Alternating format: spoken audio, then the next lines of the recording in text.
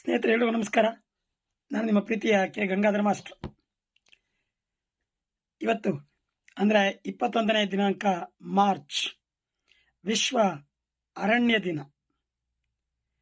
ಅರಣ್ಯಗಳ ಸಂರಕ್ಷಣೆ ನಮ್ಮೆಲ್ಲರ ಹೊಣೆ ಅನ್ನೋದು ಬಹಳ ಹಿಂದಿನಿಂದ ನಾವು ಕೇಳ್ಕೊಂಡು ಬಂದಿರೋಂಥ ವಾಕ್ಯ ಮತ್ತು ಈಗಲೂ ಕೂಡ ಜನಜನಿತವಾದಂಥ ವಾಕ್ಯ. ಅದು ಜಗತ್ತಿನ ಶ್ವಾಸಕೋಶಗಳಾಗಿ ಕೆಲಸ ಮಾಡ್ತಿರ್ತಕ್ಕಂಥ ಕಾಡುಗಳು, ಅದರಲ್ಲೂ ನಿತ್ಯ ಹರಿದ್ವರ್ಣದ ಕಾಡುಗಳು, ವಿಶೇಷವಾಗಿ ಸೃಷ್ಟಿಯ ಸಮತೋಲನವನ್ನು ಕಾಪಾಡಿಕೊಂಡು ಹೋಗ್ತಕ್ಕಂಥ ಮೂಲ ಅಂಶ ಅರಣ್ಯಗಳ ಅಸ್ತಿತ್ವದಲ್ಲಿದೆ ಅನ್ನೋದು ನಮಗೆ ಚೆನ್ನಾಗಿ ಗೊತ್ತಿರಬೇಕು. ಮತ್ತು ಅದು ಸತ್ಯ ಕೂಡ. ಇಂತಹ ಅರಣ್ಯಗಳ ಕುರಿತ ಸಂರಕ್ಷಣೆಯ ಕುರಿತ ಜಾಗೃತಿಯನ್ನು ಮೂಡಿಸುವಂಥ ಒಂದು ದಿನ ಮಾರ್ಚ್ 21, 2012ನೇ ಇಸ್ವಿಯಿಂದ ಪ್ರಾರಂಭ ಆಗುತ್ತೆ. ಮೂಲತಃ 1971ನೇ ಇಸ್ವಿಯಿಂದ ಇದರ ಆಚರಣೆ ಅನ್ನೋದು ನಡ್ಕೊಂಡು ಬಂದು 2007ರಿಂದ 2012ರವರೆಗೂ ಒಂದು 6 ವರ್ಷಗಳ ಕಾಲ ಒಂದು ಬೌಂಡ್ರಿನ ಇಟ್ಕೊಂಡು ಆಚರಣೆ ಮಾಡ್ತೀವಿ.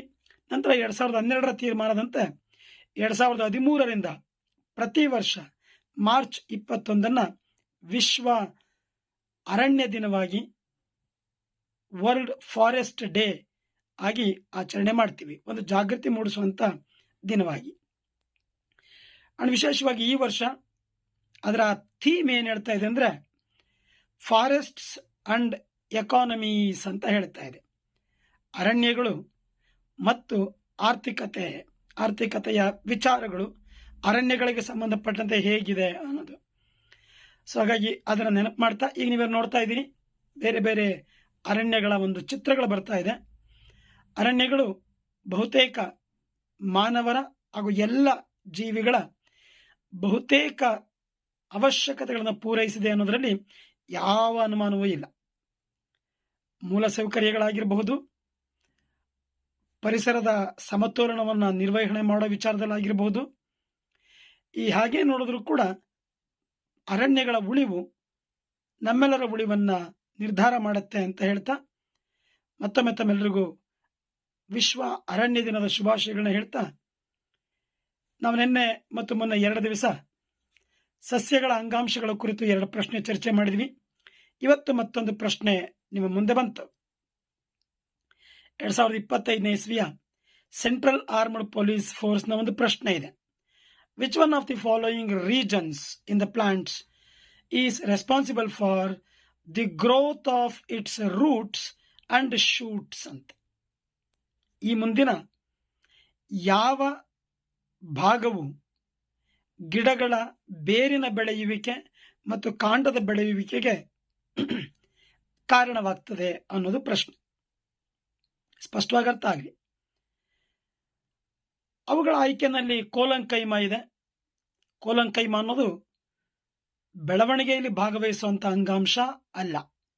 ಬದಲಾಗಿ ನಾವು ನಿನ್ನೆ ಅದನ್ನು ವಿಡಿಯೋದಲ್ಲಿ ಮಾತಾಡಿದ್ದೀವಿ, ಗಿಡಗಳ ನಮ್ಯತೆ ಅಥವಾ ಬಾಗುವಿಕೆಗೆ ಸಹಾಯ ಮಾಡತಕ್ಕಂಥ ಅಂಗಾಂಶ ಕೋಲಂಕೈಮ ಅಂಗಾಂಶ. ಮೆಕ್ಯಾನಿಕಲ್ ಸಪೋರ್ಟ್ ಅಂತ ಕೊಡುತ್ತೆ, ಯಾಂತ್ರಿಕವಾದಂಥ ಒಂದು ಆಧಾರವನ್ನು ಕೊಡುತ್ತೆ, ಬೆಂಬಲವನ್ನು ಕೊಡುತ್ತೆ. ಜೊತೆಗೆ ಫ್ಲೆಕ್ಸಿಬಿಲಿಟಿ ಅಥವಾ ಬೆಂಡ್ ಆಗೋದು ಅಂತ ನಾವೇನು ಮಾತಾಡ್ತೀವಿ, ಅದಕ್ಕೆ ಸಹಾಯ ಮಾಡ್ತಕ್ಕಂಥದ್ದು ಕೋಲಂಕೈಮ. ಹಾಗಾಗಿ ಅದು ಸರಿ ಉತ್ತರ ಅಲ್ಲ. ಇನ್ನು 2ನೇ ಆಯ್ಕೆ ನೋಡ್ತಾ ಇದ್ದೀರಿ ನೀವಲ್ಲಿ. ಆಯ್ಕೆ ಎಂಡೋಡರ್ಮಿಸ್ ಅಂತ ಹೇಳ್ತಾ ಇದೆ. ಎಂಡೋಡರ್ಮಿಸ್ ಅನ್ನೋದು ಬಹುತೇಕ ಬೇರುಗಳ ಒಳಭಾಗಕ್ಕಿರ್ತಕ್ಕಂಥ ಅತ್ಯಂತ ಒಳಭಾಗದ ಒಂದು ಪೊರೆ, ಒಂದು ಬಾರ್ಡರ್ ಇರೋ ಥರ. ಸೊ ಇದು ಬೆಳವಣಿಗೆಯಲ್ಲಿ ಭಾಗವಹಿಸಲ್ಲ. ಬದಲಾಗಿ ಈಗ ಒಂದೊಂದು ಅಲ್ಲಿ ಎಂಡೋಡರ್ಮಿಸ್ನ ಚಿತ್ರ ನೋಡ್ತಾ ಇದ್ದೀರಿ ನೀವಲ್ಲಿ. Water moves towards the root, centre part of the root through the endodermis ಅಂತ ನೀವಲ್ಲಿ ನೋಡ್ತಾ ಇದ್ದೀರಿ ಈಗ. ಸೊ ಹಾಗಾಗಿ ಎಂಡೋಡರ್ಮಿಸ್ಗೂ ಸ್ಟೆಮ್ ಅಂಡ್ ರೂಟ್ ಬೆಳೆಯೋದಕ್ಕೂ ಸಂಬಂಧ ಇಲ್ಲ. ಹಾಗಾದರೆ ಎಂಡೋಡರ್ಮಿಸ್ನ ಕೆಲಸ ಏನು ನೋಡಿ, ಅಲ್ಲಿ ಬರ್ತಾ ಇದೆ. ಮೊದಲನೇ ಅಂಶ, it regulates the water and minerals. ಬೇರಿನಿಂದ ಹೀರಿಕೊಂಡ ನೀರು ಮತ್ತು ಖನಿಜಾಂಶಗಳನ್ನು ಅಥವಾ ಲವಣಾಂಶಗಳನ್ನು, ಅವುಗಳ ಸಾಗಾಣಿಕೆಯನ್ನು ನಿಯಂತ್ರಣ ಮಾಡೋದು ಎಂಡೋಡರ್ಮಿಸ್ನ ಮುಖ್ಯವಾದಂಥ ಮತ್ತೊಂದು ಕೆಲಸ. ಅಂಡ್ ನಂಬರ್ 2 ಅಲ್ಲೇ ಬರ್ತಾ ಇದೆ ನೋಡಿ, ಈಗ ಬಂತು. ಪಿಷ್ಟ ಅಥವಾ ಹೆಚ್ಚುವರಿ ಅಂಶಗಳೇನಿದೆ ಅದನ್ನ ಸಂಗ್ರಹ ಮಾಡ್ತಕ್ಕಂಥದ್ದು, ವಿಶೇಷವಾಗಿ ಇಟ್ಸ್ ಕಾಲ್ಡ್ ಸ್ಟಾರ್ಚ್ ಶೀತ್ ಅಂತ ಕರಿತೀವಿ. ಪಿಷ್ಟವನ್ನ ರಿಸರ್ವ್ ಆಗಿ, ಆಹಾರ ಪದಾರ್ಥವನ್ನು ರಿಸರ್ವ್ ಆಗಿಡೋ ಕೆಲಸವನ್ನು ಕೂಡ ಎಂಡೋಡರ್ಮಿಸ್ ಮಾಡುತ್ತೆ. ಮತ್ತಿನ್ನೊಂದು ಕೆಲಸ ಏನು, it acts as A filter ಅಂತ ಒಂದು ಪದ ಕರಿತೀವಿ. ಹಾಗಂದ್ರೆ ಏನು, ಬೇರು ಹೀರಿಕೊಂಡಂತ ಲವಣಾಂಶ, ಖನಿಜಾಂಶ ಅಥವಾ ನೀರಿನ ಪೈಕಿ ಅದರೊಳಗಿರಬಹುದಾದಂಥ ಹಾನಿಕಾರಕ ಅಯಾನುಗಳು, ವಿಷಕಾರಕ ವಸ್ತುಗಳನ್ನ ಹೊರಹಾಕಿಸೋ ಕೆಲಸವನ್ನು ಕೂಡ ಎಂಡೋಡರ್ಮಿಸ್ ಮಾಡುತ್ತೆ. And finally it has to maintain the root pressure, ಬೇರಿನ ಒತ್ತಡವನ್ನು ಅದು ನಿರ್ವಹಣೆ ಮಾಡುತ್ತೆ. ಸೊ ಈ ಎಲ್ಲ ಕಾರಣಗಳಿಂದ ಎಂಡೋಡರ್ಮಿಸ್ಸು ಬೆಳವಣಿಗೆಯ ಪಾತ್ರದಲ್ಲಿ, ಬೆಳವಣಿಗೆಯ ಕ್ರಿಯೆಯಲ್ಲಿ ಅದರ ಪಾತ್ರ ಇಲ್ಲ. ಹಾಗಾಗಿ ಅದು ಸರಿ ಉತ್ತರ ಅಲ್ಲ. ಹಾಗಾದರೆ ಮೂರನೇ ಆಯ್ಕೆ ಬರ್ತಾ ಇದೆ, ಕಾರ್ಟೆಕ್ಸ್ ಅಂತ ಇದೆ. ಈ ಕಾರ್ಟೆಕ್ಸ್ ಅನ್ನೋದು ಕೂಡ ಕೇವಲ ಪೋಷಕಾಂಶ ಮತ್ತು ನೀರನ್ನು ಸಂಗ್ರಹಿಸುವುದು ಬಿಟ್ಟರೆ, ರೂಟ್ ಪ್ರೆಷರಿಂದ ರಕ್ಷಣೆ ಮಾಡೋದನ್ನು ಬಿಟ್ಟರೆ, ಅನಿಲಗಳ ವಿನಿಮಯವನ್ನು ನಿರ್ವಹಣೆ ಮಾಡೋದು ಬಿಟ್ಟರೆ ಬೆಳವಣಿಗೆಯಲ್ಲಿ ಇದು ಪಾತ್ರ ಇಲ್ಲ. ಅಂದಮೇಲೆ ಮೊದಲ 3 ಆಯ್ಕೆಗಳು ಸರಿ ಅಲ್ಲ ಅಂದಮೇಲೆ ಸ್ನೇಹಿತರೆ, ಕೊನೆ ಆಯ್ಕೆ ಸರಿ ಆಗಿರಲೇಬೇಕು. ಹಾಗಾದರೆ ಆ ಮೆರಿಸ್ಟಮ್ಯಾಟಿಕ್ ಟಿಶ್ಯೂ ಅಂದರೆ ಏನು, ಅದರಲ್ಲಿ ಎಪಿಕಲ್ ಮೆರಿಸ್ಟೆಮ್ ಅಂದರೆ ಏನು, ಹಿಂದೆ ಒಂಚೂರು ಮಾತಾಡಿದ್ದೀನಿ, ಮತ್ತೆ ಕಂಟಿನ್ಯೂ ಮಾಡ್ತೀನಿ. ಮೆರಿಸ್ಟಮ್ಯಾಟಿಕ್ ಟಿಶ್ಯೂ ನಮಗೆ ಗೊತ್ತಿರೋ ಥರ ಅದು ಬೆಳವಣಿಗೆಯ ಅಂಗಾಂಶ, ಈಗಾಗಲೇ ಮಾತಾಡಿದ್ದೀನಿ. ಅದರಲ್ಲಿ ಮುಖ್ಯವಾಗಿ 3 ವಿಧಗಳನ್ನು ಮಾಡಿಕೊಂಡು ನೋಡ್ತೀವಿ. ಒಂದು ಎಪಿಕಲ್ ಮೆರಿಸ್ಟಮ್, ಶೃಂಗವರ್ಧನ ಅಂಗಾಂಶ ಅಥವಾ ತುದಿ ವರ್ಧನ ಅಂಗಾಂಶ.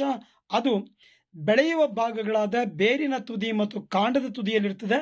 They are present at the apex of the plant body and they are responsible for the growth of the root as well as shoot.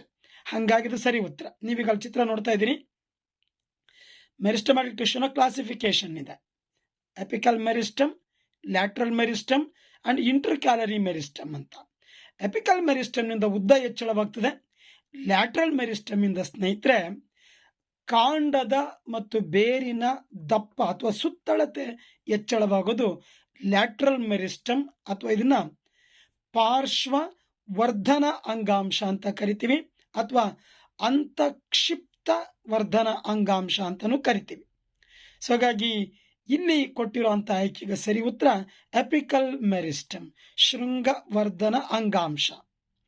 ಇನ್ನು ಮೆರಿಸ್ಟಮ್ನ ಇನ್ನೆರಡು ವಿಧ ಇದೆಯಲ್ಲ, ಒಂದು ಪಾರ್ಶ್ವವರ್ಧನ, ಗರ್ತ್ ಆಫ್ ದಿ ಸ್ಟೆಮ್ ಅಂತ ಮಾತಾಡ್ತೀವಿ. ಗರ್ತ್ ಅಂದ್ರೆ ಪಾರ್ಶ್ವ, ಸುತ್ತಳತೆ, ಕಾಂಡ ದಪ್ಪ ಆಗೋದು ಅಂತ ಮಾತಾಡ್ತೀವಲ್ಲ, ಅದು ಲ್ಯಾಟ್ರಲ್ ಮೆರಿಸ್ಟಮ್ನಲ್ಲಿ, ಅದು ಅದರ ಕೋಶ ವಿಭಜನೆಯಿಂದ ಆಗ್ತಕ್ಕಂಥ ಬೆಳವಣಿಗೆ. ಇನ್ನು ಹುಲ್ಲಿನಂಥ ಸಸ್ಯಗಳಲ್ಲಿ ಎಲೆಗಳ ಬುಡದಲ್ಲಿ ಗಿಣ್ಣು, ಅಂತರಗಿಣ್ಣುಗಳು, ನೋಡ್ಸ್ ಮತ್ತು ಇಂಟರ್ನೋಡ್ಸ್ ನಡುವೆ ಒಂದು ಬೆಳವಣಿಗೆಯ ಅಂಗಾಂಶ ಕಂಡುಬರುತ್ತಲ್ಲ, ಇದನ್ನ ಇಂಟರ್ಕ್ಯಾಲರಿ ಮೆರಿಸ್ಟಮ್ ಅಂತ ಕರಿತೀವಿ, ಅಥವಾ ಅಂತರಗಿಣ್ಣು ವರ್ಧನ ಅಂಗಾಂಶ ಅಂತ ಕರಿತೀವಿ. ಇದು ಆ ಗಿಣ್ಣುಗಳ ನಡುವಿನ ಭಾಗ ವಿಸ್ತೃತವಾಗಲಿಕ್ಕೆ ಕಾರಣವಾಗ್ತಕ್ಕಂಥ ಅಂಗಾಂಶ. ಈಗ ನೀವು ಆ ಚಿತ್ರವನ್ನು ನೋಡ್ತಾ ಇದ್ರಿ ಸ್ನೇಹಿತರಲ್ಲಿ. ಹಾಗಾಗಿ ಇಂಟರ್ಕ್ಯಾಲರಿ ಮೆರಿಸ್ಟಮ್ ಆಪ್ಷನ್ ಕೊಟ್ಟಿಲ್ಲ, ಅದಿಲ್ಲ. ಲ್ಯಾಟ್ರಲ್ ಮೆರಿಸ್ಟಮ್ ಕೂಡ ಆಯ್ಕೆ ಕೊಟ್ಟಿಲ್ಲ, ಅದು ಅಲ್ಲ. ಸೊ ಕೊಟ್ಟಿರೋ ಆಯ್ಕೆಯಲ್ಲಿ ಎಪಿಕಲ್ ಮೆರಿಸ್ಟಮ್ ಸರಿಯಾದಂಥ ಉತ್ತರ ಸ್ನೇಹಿತರೆ.